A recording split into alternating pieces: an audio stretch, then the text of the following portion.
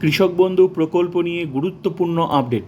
কৃষক বন্ধু প্রকল্পের ভেরিফিকেশন শুরু হয়ে গেছে। আমি নোটিশ দেখাবো, form fill up, documents list, A to Z গুরুত্বপূর্ণ আপডেট রয়েছে ভিডিওতে। তো আমি দেখাচ্ছি, পুরো আপডেটে দেখাবো। এটা নোটিশ আর এটা হচ্ছে ফর্ম, এটা ফিল আপ করতে হবে। তো ইম্পর্টেন্ট বিষয়টা আমি দেখাচ্ছি, এই বিষয়টা অনেকেই বুঝতে পারছে না। কৃষক বন্ধু নতুন বিবাহিত উপভোক্তাদের জন্য গুরুত্বপূর্ণ তথ্য। স্বামী স্ত্রী উভয়ই যদি কৃষক বন্ধু প্রকল্পের সুবিধাভোগী হন, তাহলে একটি ফর্মে দুজনের আবেদন করা যাবে না। দুজনকে কিন্তু আলাদাভাবে আবেদন করতে হবে, অ্যাপ্লাই করতে হবে, ফর্ম ফিল আপ করতে হবে। প্রত্যেকে পৃথকভাবে ভেরিফিকেশন ফর্ম পূরণ করে প্রয়োজনীয় নথিপত্র জমা দিতে হবে। ফর্মটা ফিল আপ করে স্বামী স্ত্রীকে আলাদা আলাদা করে ফর্ম ফিল আপ করে সঙ্গে ডকুমেন্টস জমা দিতে হবে। ক্লিয়ার? এই বিষয়টা কিন্তু অনেকেই বুঝতে পারছে না। একটা ফর্মে আবেদন করা যাবে না, আলাদা আলাদা করতে হবে যদি দুইজনেই যোগ্য হয় এই প্রকল্পের সুবিধা নিতে। ক্লিয়ার? এটা হচ্ছে একটা নোটিশ, এটা নোটিশ। তো নোটিশ এখানে ডকুমেন্টস কী কী লাগবে একদম পরিষ্কার করে বলে দিয়েছে।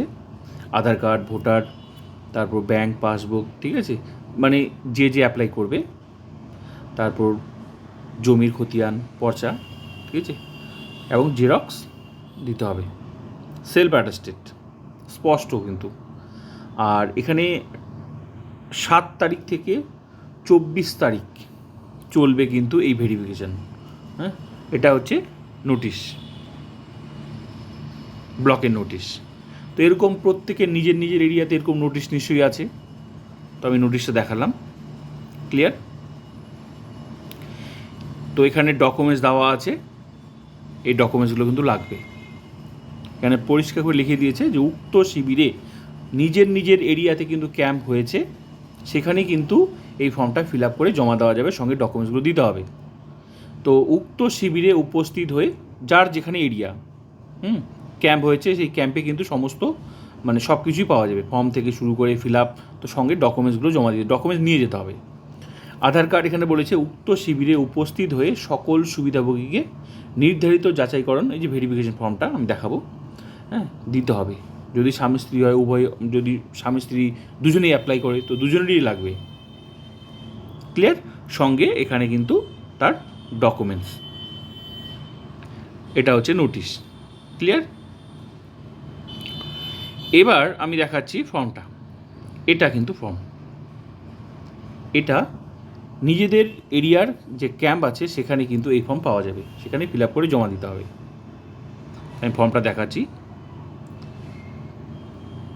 এখানে ডিটেলস দিতে হবে, পঞ্চায়েত থেকে শুরু করে নাম ঠিকানা যা যা আছে, ভোটার কার্ড, আধার, খতিয়ান, সব ডিটেলস দিতে হবে। তো ভেরিফিকেশান শুরু হয়ে গেছে।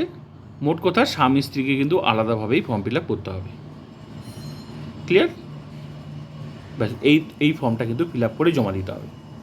তো ডকুমেন্টস দেখালাম, আর নিজের নিজের এরিয়াতে যে ক্যাম্পগুলো হয়েছে সেখানে গিয়েই এই কাজটা কমপ্লিট হয়ে যাবে। তো ভেরিফিকেশান শুরু হয়ে গেছে। তো ভিডিওটা ভালো লাগলে like, comment, subscribe and share.